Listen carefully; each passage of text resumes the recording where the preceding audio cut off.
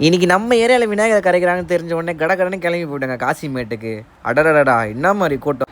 அதை பார்க்க தான் நானே அங்கே போனேன். போய் நம்ம பட்டு ஓரமாக விட்டுட்டு சரி முன்னாடி இருந்து போகலான்னு பார்த்தா முன்னாடி ஃபுல்லாக படையப்பா படம் மாரி தலை மட்டுமே தெரியுது நமக்கு. என்னடா இவ்வளோ பெரிய கூட்டம், தூரத்தில் இருந்து பார்க்குறேன் கிரைன் வழியாக தூக்குறாங்க விநாயகரை.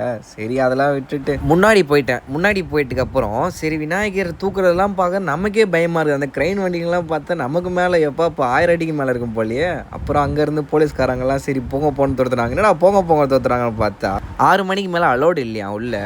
பக்கத்தில் முருகர் வேஷம் போட்டு விநாயகர் தூக்கியிருந்தாங்க. சரி அந்த விநாயகர் கரைக்கிறத மட்டும் தான் நான் முழுசாக பார்த்தேன் அங்கே நின்று. சரி என்ன தான் பண்ணுறாங்கன்னு பார்த்தா உள்ளே இறக்கி விட்டுறாங்க, அங்கேருந்து இறக்கி தள்ளி விட்டுறாங்க தண்ணி. அப்புறம் காவல்துறையெலாம் கட்டுப்படுத்த முடியாத அளவுக்கு சரி பாவம் அவங்களும் போங்க அனுப்பிச்சிட்டே இருக்காங்க. ஆனால் போக மாட்டுறாங்க யாருமே. அப்புறம் சரி விநாயகர்லாம் வந்துக்கிட்டே இருக்குங்க. எங்கேருந்தா வரீங்கன்னு பார்த்தா வந்துக்கிட்டே இருக்காங்க. நானும் டைம் ஆகிடுச்சு சொல்கிறாங்க, 6 மணிக்கு மேலாம் வந்துக்கிட்டே இருக்காங்க. சரி அப்புறம் பார்த்தா பசங்கள்லாம் சரியான வைப் பண்ண ஆரம்பிச்சிட்டானுங்க.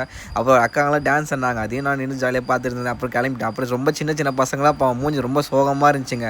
அவங்களாம் பாவம் இந்த ஒரு வாரம் விநாயகர் டெய்லியும் காலைல மாலை சாமி கும்பிட்டு சாம்பார்லாம் வச்சுருப்பாங்க. அதெல்லாம் பார்த்து இன்றைக்கி அரைக்கும் போது ஒரு ஃப்ரெண்டு நம்மளை விட்டு போகிற மாதிரி அவங்களும் ரொம்ப ஃபீல் பண்ணியிருந்தாங்க. சரி நானும் அங்கேருந்து கிளம்பி வந்துட்டு அங்கேருந்து குதிரைப்படையிலேருந்து